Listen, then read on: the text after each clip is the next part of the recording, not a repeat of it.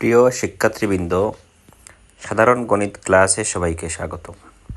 আমরা আজকে তোমাদের জ্যামিতির খুবই বেসিক একটা বিষয়, পেন্সিল কম্পাসের সাহায্যে কিভাবে বিভিন্ন ধরনের কোণ অঙ্কন করা যায় সেই নিয়মটি শেখার চেষ্টা করব।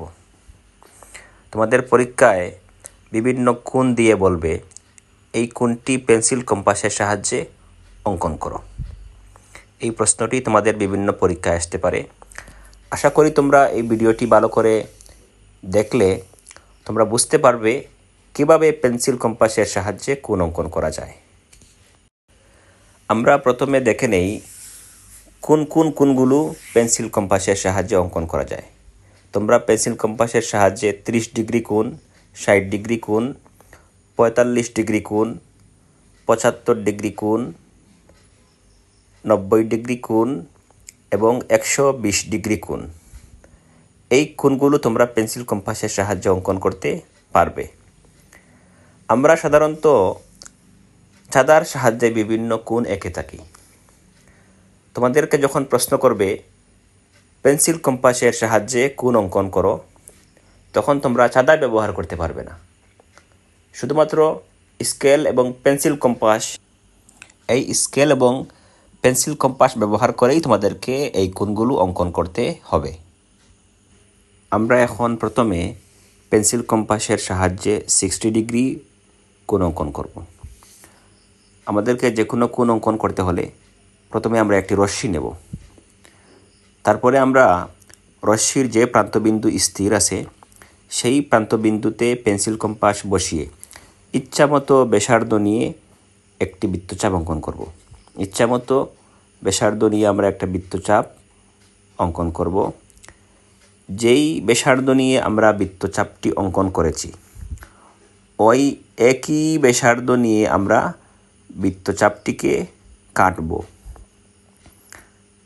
এটা তোমাদের মনে রাখতে হবে, তুমি যে ব্যাসার্ধ নিয়ে বৃত্তচাপ অঙ্কন করেছো ওই একই ব্যাসার্ধ নিয়ে বৃত্তচাপটিকে কাটবে।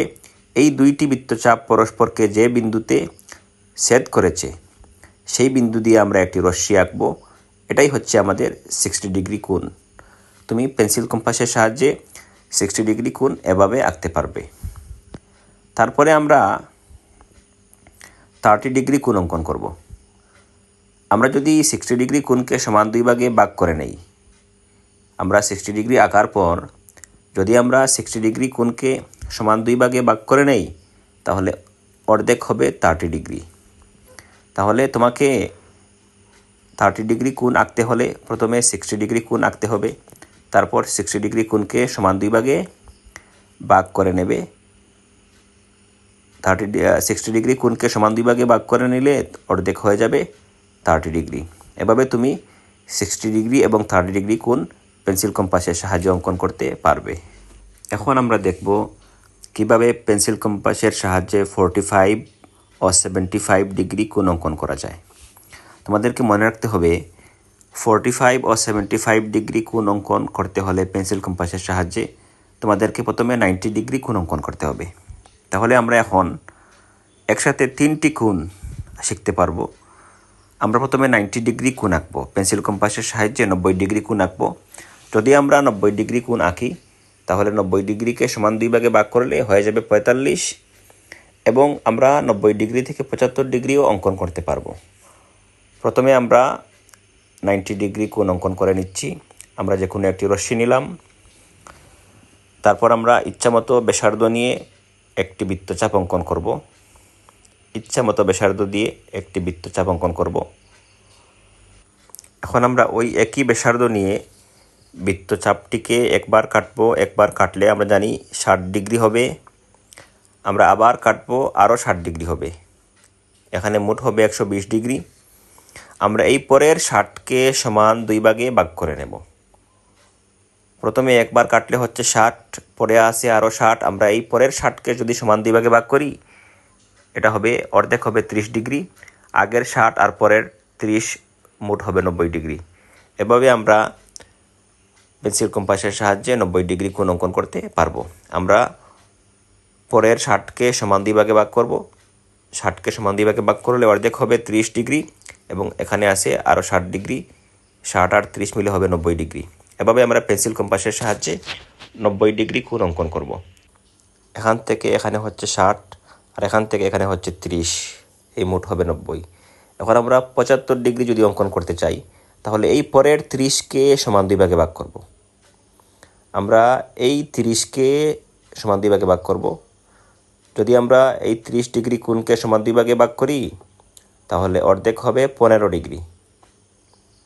আমরা এই পরের 30কে সমান 2 ভাগে ভাগ করব।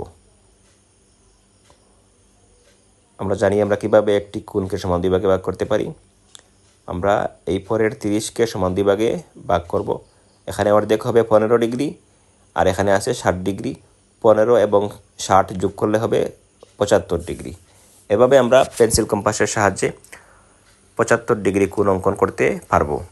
তাহলে তোমাদেরকে মনে রাখতে হবে 75 ডিগ্রি কোণ অঙ্কন করতে হলে প্রথমে আমাদেরকে 90 ডিগ্রি কোণ অঙ্কন করতে হবে এবং 90তে যে দুইটি অংশ আছে অর্থাৎ 60 ডিগ্রি এবং 30 ডিগ্রি, এই 30 ডিগ্রিকে যদি আমরা সমান 2 ভাগে ভাগ করে নেই, 30-এর অর্ধেক হচ্ছে 15 আর 60 এটা মিলে হবে 75 ডিগ্রি।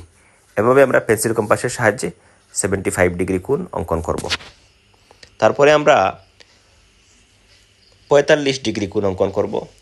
45 ডিগ্রি কোণ অঙ্কন করতে হলে তোমাকে প্রথমে 90 ডিগ্রি কোণ অঙ্কন করতে হবে। 90 ডিগ্রি বা 90 ডিগ্রি কোণ অঙ্কনের পর তুমি এই 90 ডিগ্রিকে সমান 2 ভাগে ভাগ করলে অর্ধেক হয়ে যাবে 45 ডিগ্রি। আমরা এই 90 ডিগ্রি অঙ্কনের পর আমরা এই 90কে সমান 2 ভাগে ভাগ করব।